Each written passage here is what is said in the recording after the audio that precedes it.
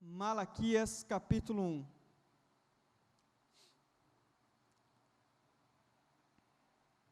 E verso 6. Malaquias capítulo 1 e verso 6.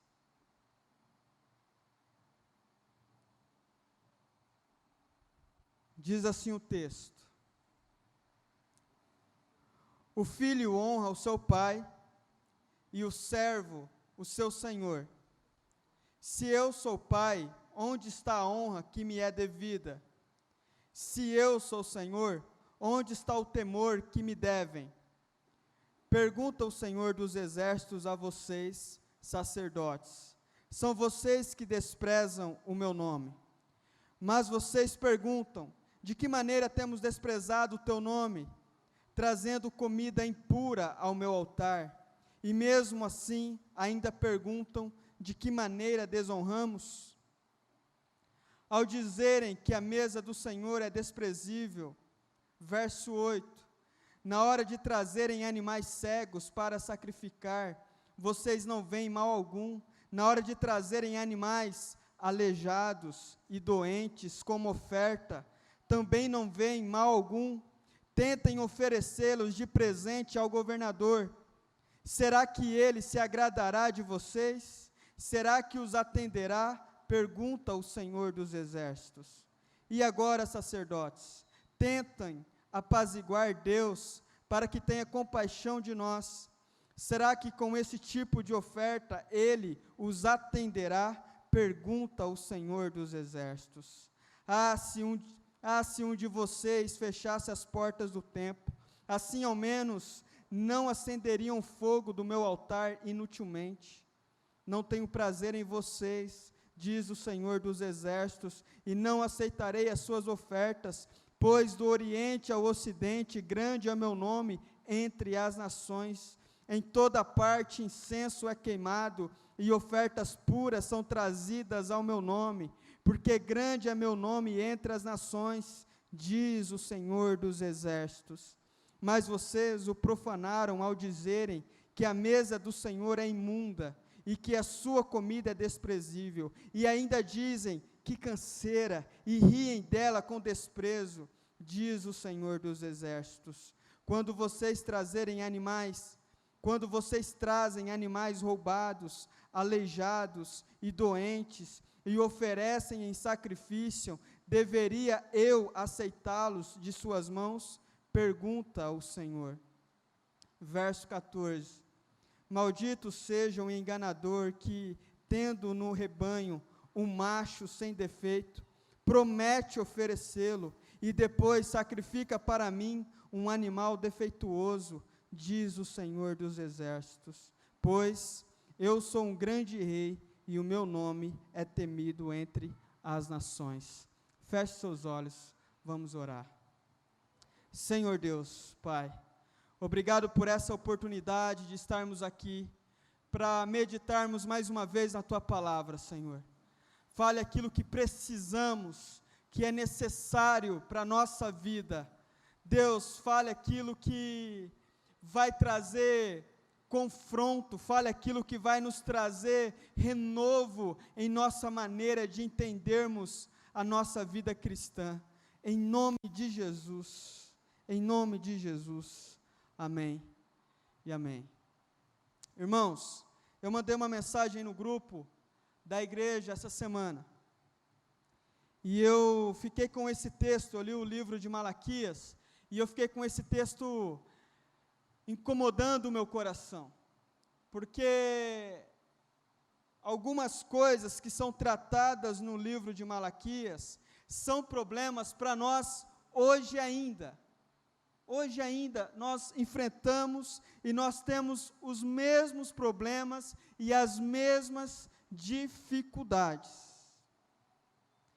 A questão é que quando nós chegamos ao sucesso de alguma coisa, quando nós ficamos bem com alguma coisa, quando nós ficamos satisfeitos, quando nós achamos que atingimos um certo patamar legal, seja ele qual for, em qual área for, nós começamos a nos acomodar, e descansamos, e ficamos frouxos, e ficamos tranquilos, e começamos a perder a qualidade. Aquilo que era excelente começa a ficar ruim, começa a ficar medíocre. Você pode analisar um cristão que teve na sua vida momentos extraordinários com Deus, momentos de tremenda intimidade com o Senhor, momentos de jejum, momentos de oração, momentos de quebrantamento, momentos de busca intensa em relação a Deus.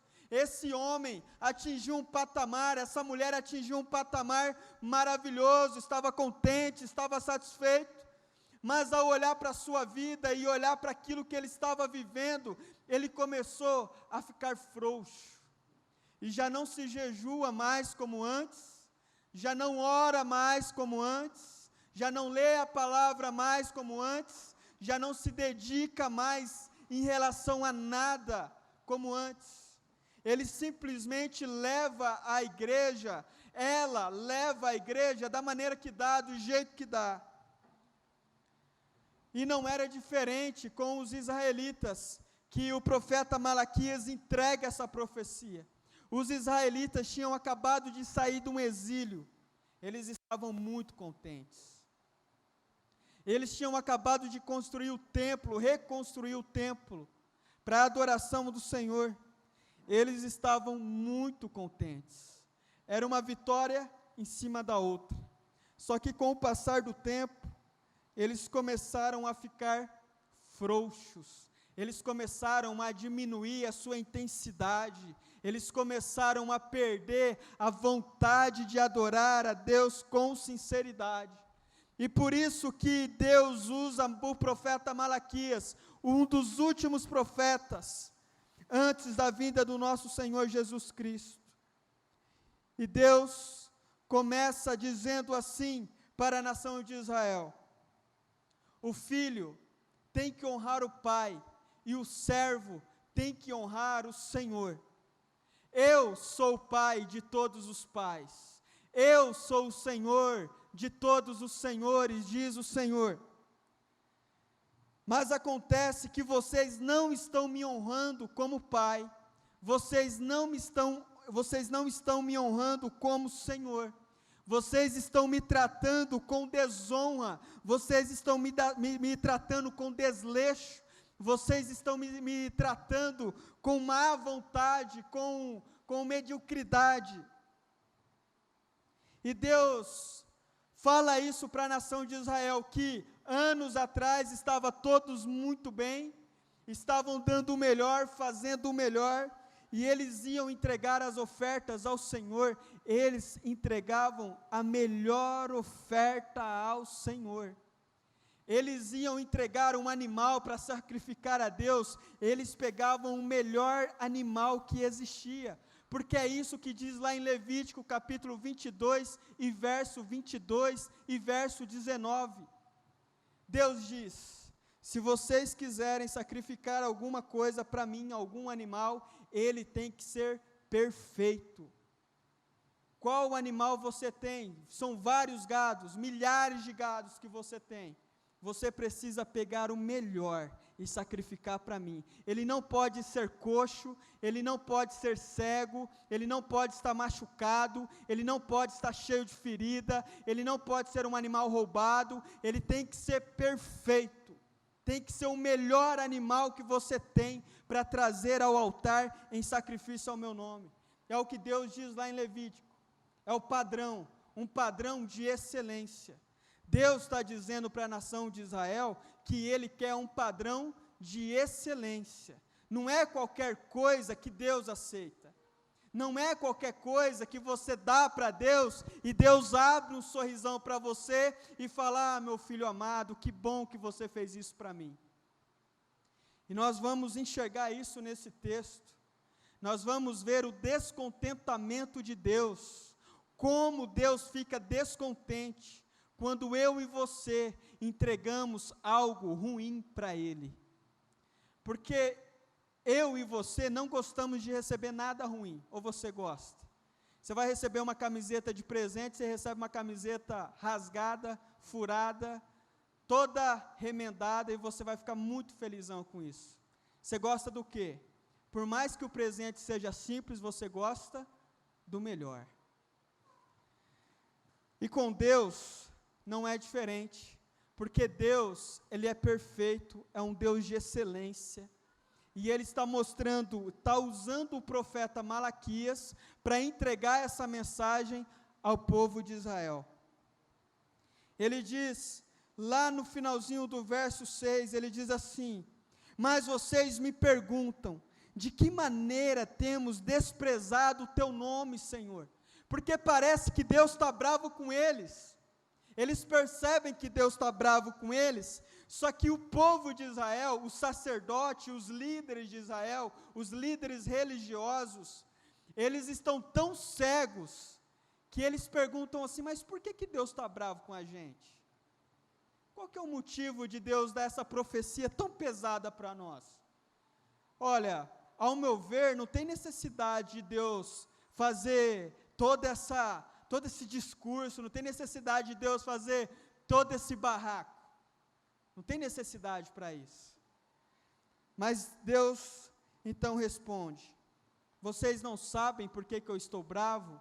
Vocês não sabem por que eu estou descontente? Então eu vou dizer para vocês por que eu estou descontente.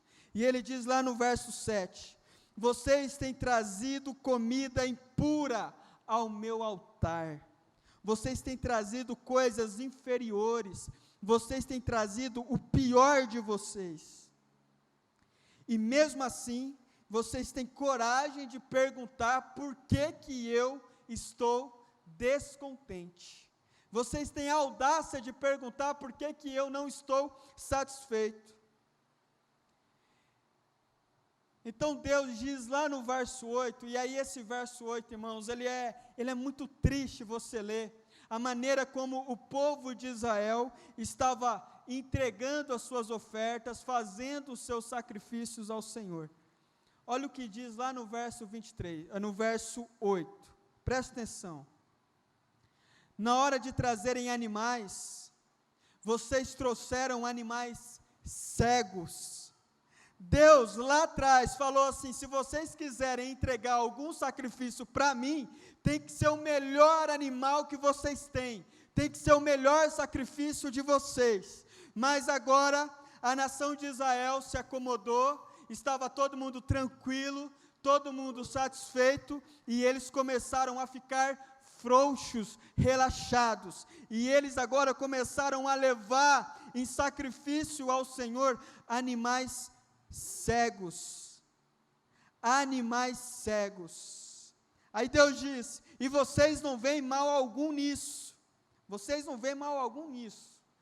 vocês não tem problema levar um animal cego para sacrificar a mim.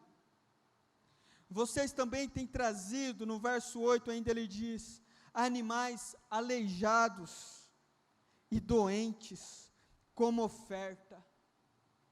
Vocês têm trazido o pior para mim, vocês têm trazido aquilo que é desprezível, vocês têm trazido aquilo que é vergonhoso.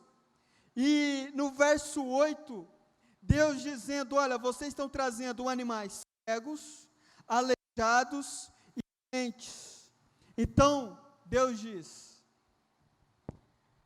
tentem levar essa oferta para o governador, leva essa oferta para o governador, é o que ele diz no verso 8, leva essa oferta para o governador e vê se ele vai se agradar dessa oferta sua.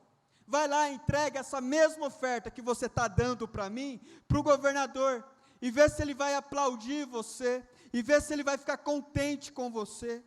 Obviamente que ele vai detestar, quanto mais eu que sou Deus, perfeito, soberano, como vocês ousam me entregar uma oferta ridícula dessa. Deus está totalmente insatisfeito, e ele usa o profeta Malaquias para dar essa mensagem. O profeta Malaquias está entregando essa profecia ao povo de Israel. No verso 10, Deus diz, Se alguns de vocês, se vocês tivessem fechado a porta do templo e não tivessem feito sacrifício nenhum para mim, era melhor não ter culto, era melhor não ter nada, do que vocês abrirem o templo e entregar um culto desse, vergonhoso para mim, entregar ofertas ruins como essa para mim. Era melhor não ter nada, era melhor vocês terem ficado em casa, sem vir aqui ao templo. É o que ele diz lá no verso 10. Assim, ao menos, não acenderiam fogo do meu altar inutilmente. Deus, Ele está fazendo um protesto com a nação de Israel.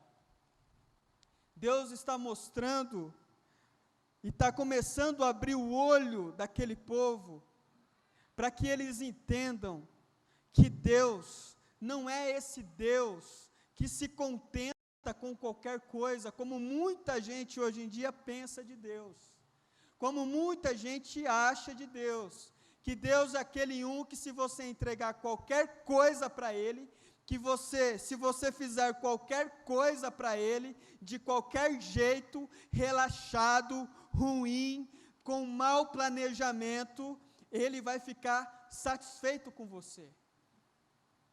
O texto de Malaquias, capítulo 1, vai mostrar justamente o contrário, vai mostrar o quanto que Deus é exigente com as suas coisas. Aí ele vai dizer lá no verso 10, a parte B do verso 10. Não tenho prazer em vocês, diz o Senhor dos Exércitos. Não tenho prazer em vocês, diz o Senhor dos Exércitos. Ele está mostrando aqui, ele está deixando bem claro para a nação, que não dá para fazer de qualquer jeito, que não dá para empurrar com a barriga. Com Deus não dá para empurrar com a barriga. Com Deus não dá para levar no jeitinho brasileiro. Não dá para fazer isso com Deus. Irmãos, lá no verso 12, olha o que diz lá no verso 12. Mas vocês o profanaram ao dizerem que a mesa do Senhor é imunda e que a sua comida é desprezível, e ainda dizem, que canseira. Aqui é muito engraçado esse verso 13, porque os israelitas, os sacerdotes, estão entregando uma oferta ruim para Deus, estão fazendo de qualquer jeito, e ainda eles têm coragem de dizer assim, nossa, mas que canseira. Meu Pai eterno, que canseiro, como que eu estou cansado de trabalhar na obra do Senhor, como eu estou cansado de fazer as coisas lá no templo de Deus, como eu estou cansado de cuidar dos sacrifícios e das ofertas do Senhor, que canseira que eu estou. E eles têm coragem de dar risada, eles têm coragem de rir com desprezo, em relação a essa crítica, a essa realidade que Deus está apontando. Eles estão fazendo as coisas de qualquer jeito, e eles têm coragem de dizer que estão cansados, estão se dedicando muito.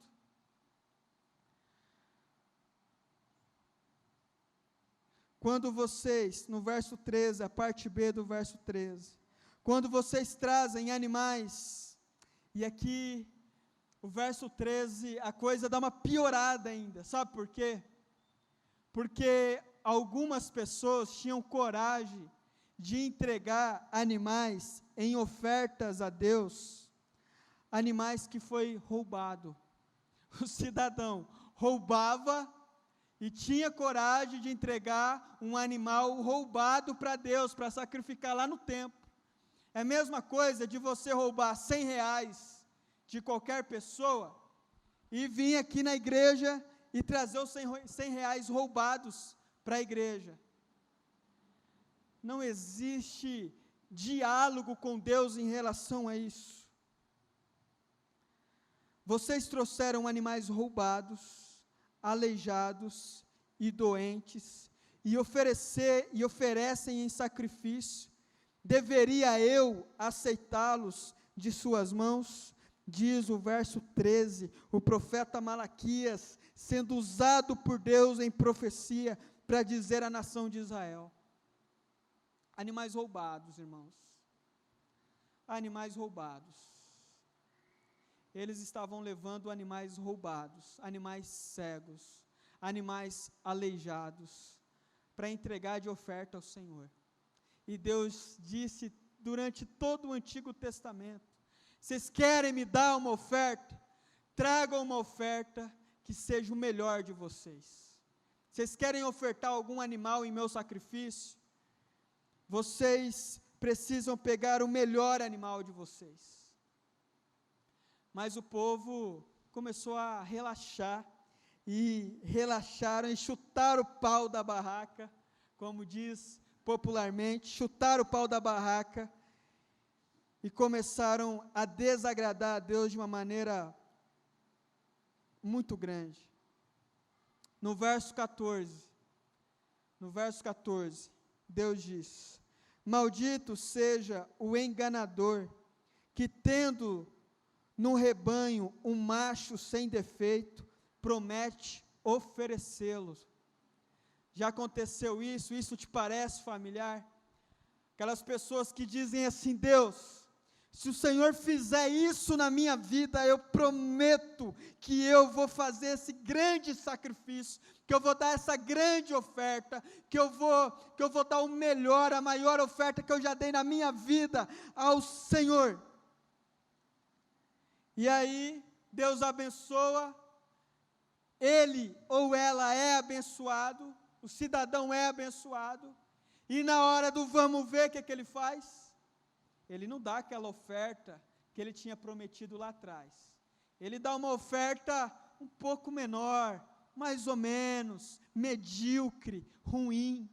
É o que o profeta Malaquias está dizendo no verso 14. Maldito seja o enganador, que tendo no rebanho um macho sem defeito, promete oferecê-lo e depois sacrifica para mim um animal defeituoso. Maldito seja esse cidadão, que na hora do sufoco, que na hora da empolgação, promete coisas excelentes para mim, mas na hora que é abençoado, na hora que chega o momento dele ou dela cumprir a palavra, ele entrega uma oferta inferior. E esse texto, ele vem de encontro para nós, porque nós, infelizmente, vivemos numa cultura da inferioridade, da mediocridade. Nós somos acostumados a sermos medíocres. A cultura brasileira, ela, de modo geral, ela é medíocre. E o brasileiro, para ele não ser medíocre, ele precisa fazer muito esforço, porque talvez a própria família sufoca ele, o próprio ambiente sufoca ele, e leva ele que era excelente a ser medíocre. Eu vou dar um exemplo para você. Quando estava no colégio, na adolescência, eu lembro que tinha aquelas alunas que eram excepcionais, sentavam lá nas primeiras cadeiras lá da sala, e elas sempre ali próximas das professoras, dos professores, e tiravam notas maravilhosas. Só que de tanto a turma brincar, tirar sarro, falar que elas eram bajuladoras do professor, que elas eram, que elas queriam se aparecer, que elas queriam se mostrar. Algumas dessas alunas logo mudavam de lugar. Elas saíam da primeira cadeira e elas começavam a sentar no meio da sala, porque o ambiente começou a sufocar ela. E agora ela, que estava indo bem, tirando boas notas, se dedicando, sempre esforçada, sem perceber, essa aluna ela já recuou algumas cadeiras, ela já está sentando no meio da sala. Agora, ela já não tem um contato direto com o professor. Agora ela já conversa com alguns amigos aqui e lá. O rendimento começa a cair. As notas eram todas 10. Agora as notas começam a ser 8, 8,5. E ela começa a se sentir parte da turma. Ela falou, finalmente agora ninguém vai ficar me chamando de bajuladora, ou ninguém vai ficar querendo dizer que eu quero me aparecer. E essa aluna forma no colégio e ela vai para a faculdade. Quando ela chega na faculdade, ela já não tem mais aquela mentalidade de excelência. Ela tem uma mentalidade medíocre já.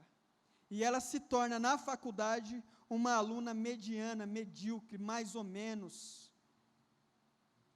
Mas graças a Deus, que não são todos os alunos assim. Tem alunos que mesmo a sala sufocando, mesmo a sala tirando sarro, os seus amigos sufocando ele permanece fiel, e o seu nível de excelência nunca diminui, mas sempre aumenta. Porque ele não liga para o que as pessoas dizem.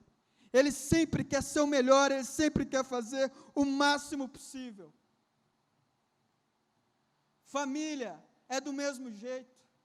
Tem família que, se alguém da família, algum primo, sobrinho, tio, alguém da casa, resolver fazer alguma coisa, resolver dar um passo maior, resolver ser mais ousado, logo a família vem que nem uma maldição e diz assim: pare com isso, pare com isso, pare com isso, porque você não pode ser excelente, você tem que ser mediano, você tem que ser medíocre, você tem que ser mais ou menos. E a cultura da família sufoca esse cidadão, ou sufoca essa moça. E alguns, infelizmente, caem na conversa da família, e ele se torna medíocre. Ele não resiste. A moça não resiste. Ela se torna medíocre, porque a família sufoca. A família, ela não serve como uma ponte para a excelência, ela serve como uma ponte para o fracasso. E quando nós chegamos na igreja com essa mesma cultura enraizada em nós. Nós chegamos na igreja com essa cultura da mediocridade.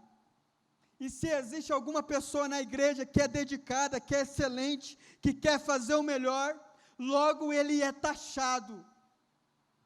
Logo ele já é taxado, ele é carimbado por outras pessoas da própria igreja, da própria comunidade local, como alguém que quer se aparecer, como alguém que quer se exibir, como alguém que quer ser mais do que os outros.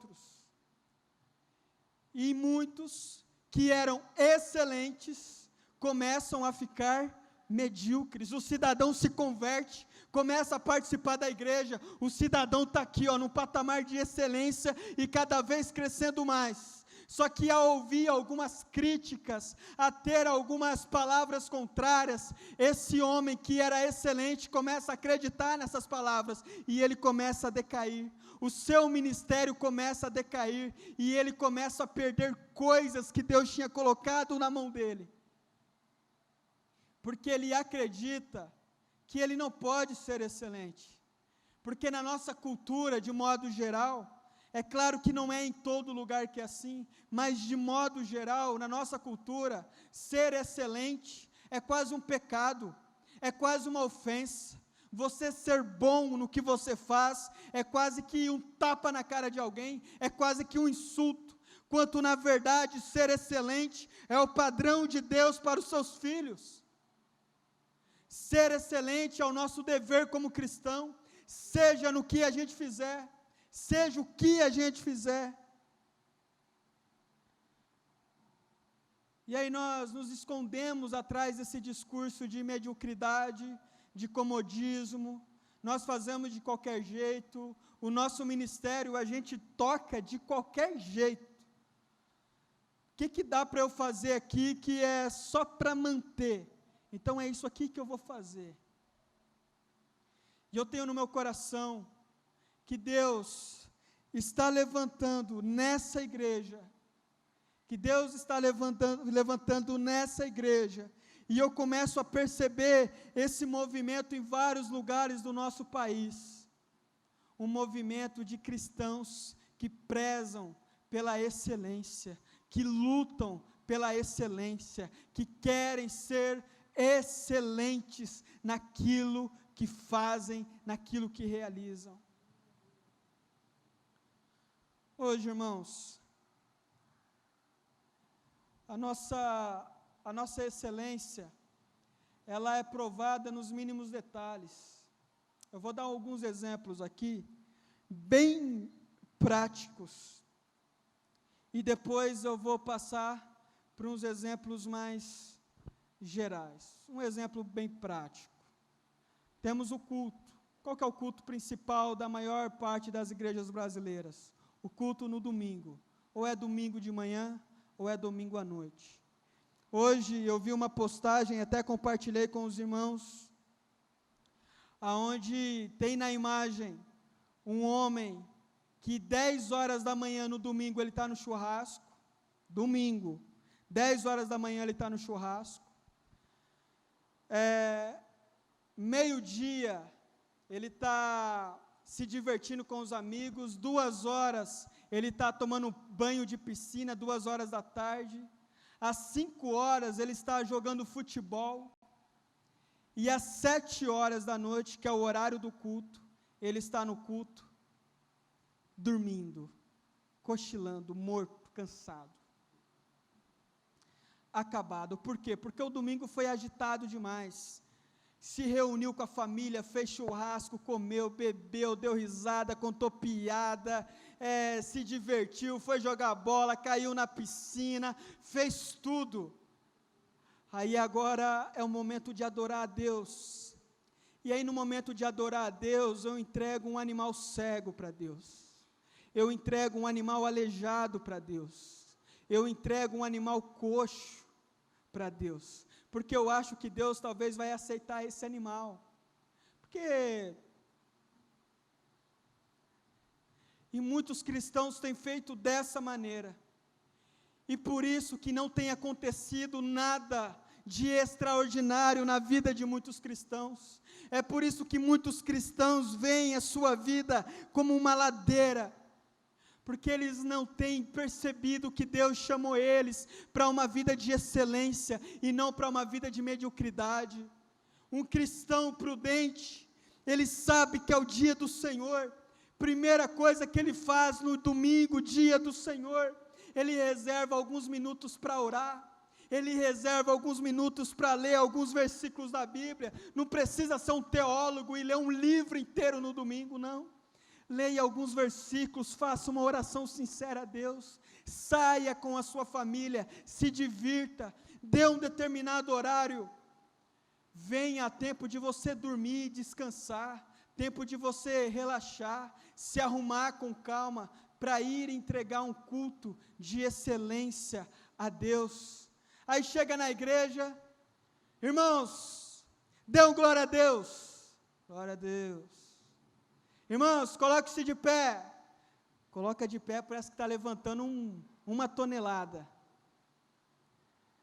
Tudo é sofrível, tudo é difícil, tudo é pesado, tudo é medíocre, tudo é ruim, tudo é mediano, tudo é daquilo que desagrada a Deus.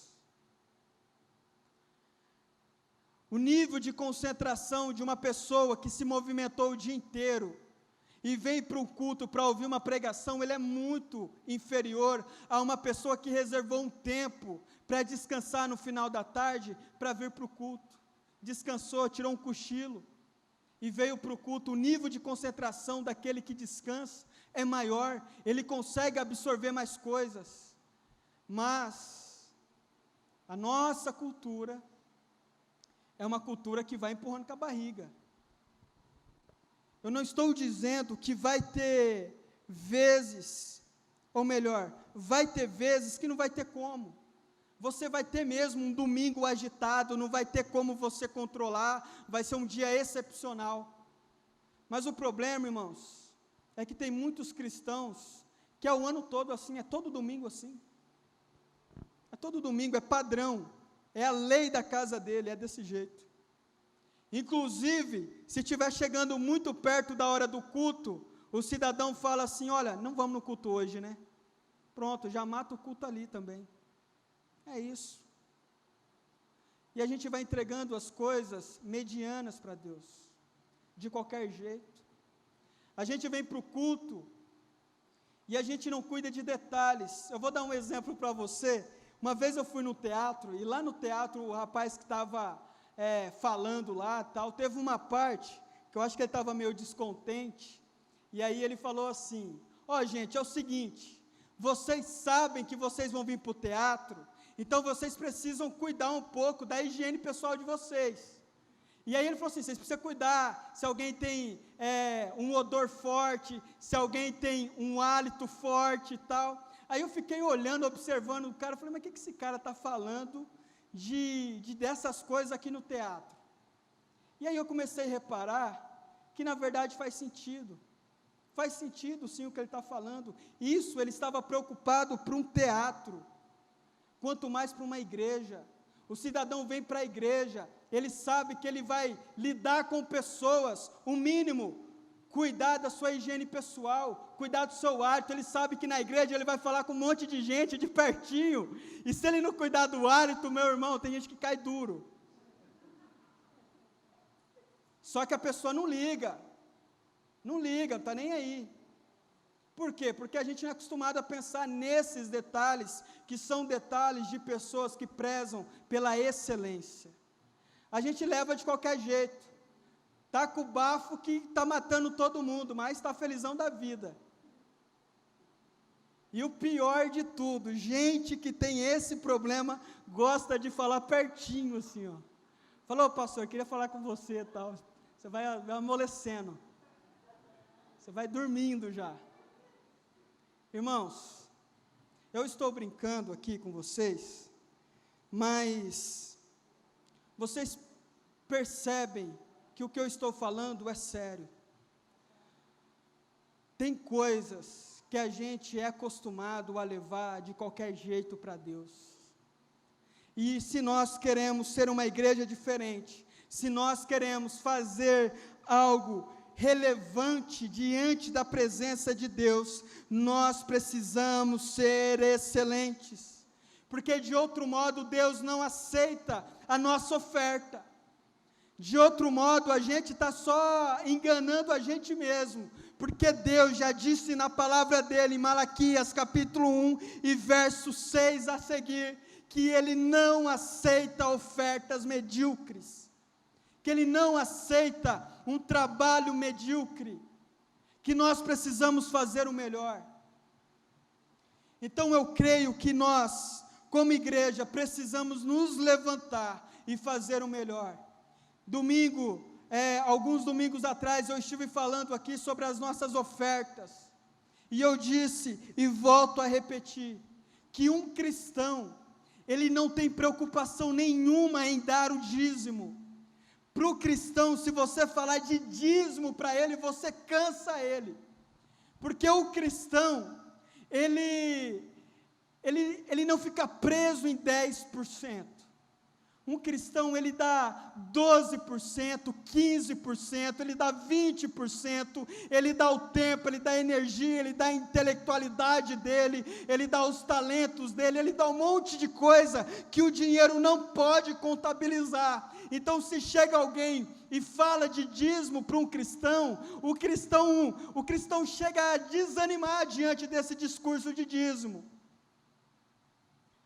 porque ele sabe que o padrão de Deus é um padrão de excelência. Mas para quem ainda não entende isso, às vezes para dar um dízimo o cidadão sofre, é sempre abaixo. O dízimo é R$100, ele dá 60, 60, tem condições de dar 100, às vezes tem condições de dar 200, às vezes tem condições de dar 300, mas dá R$60. Vou dar R$60 aqui, é bênção, tá bom. Estou ajudando. Ofertas aleijadas, ofertas cegas, ofertas que são desprezíveis aos olhos do Senhor. Tem gente que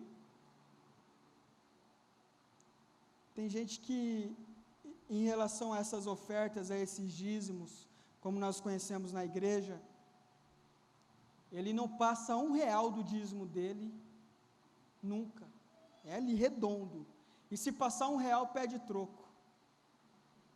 troco, vai para o tesoureiro e fala assim, você me dá um troco? Porque é a mentalidade, é a cultura da mediocridade, é a cultura do mais ou menos, é a cultura do qualquer jeito. Deus aceita, Deus recebe. Irmãos, nós precisamos acordar, porque Deus, Ele não aceita qualquer oferta, Deus, Ele não aceita qualquer culto que você entrega a Ele, Deus não aceita qualquer momento que você vem aqui adorar Ele junto com a igreja, Deus não aceita. Agora, de modo mais geral, se assim eu posso dizer, a maneira como você se comporta diante dos desafios que Deus coloca na sua vida.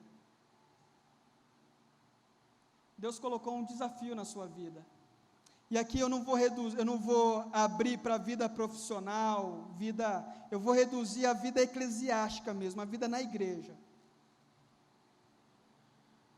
Se Deus dá uma oportunidade de você trabalhar no ministério na igreja, ser um líder de célula, ser um líder de louvor, participar do ministério de louvor, ajudar na recepção da igreja, ajudar na limpeza da igreja, cuidar das crianças, fazer o lanche das crianças, seja qual tarefa for, eu digo a você, faça com excelência, porque Deus é esse Deus que só recebe a excelência. Deus detesta a mediocridade. Então hoje, irmãos, que a gente possa dar o melhor ao nosso Deus, que a gente possa fazer o melhor ao nosso Deus, dar a melhor oferta, o melhor sacrifício, aquilo que é mais sincero e íntimo e verdadeiro e perfeito que a gente consegue fazer. Dê isso para Deus. A nossa igreja, eu creio que o ano de 2020 será um ano maravilhoso para a nossa igreja. Eu creio que Deus tem coisas lindas para fazer nessa congregação. Mas vai começar por você mudando a sua maneira de cultuar a Deus. Não cultue a Deus de qualquer jeito. Cultue a Deus com excelência. Seja excelente naquilo que você faz.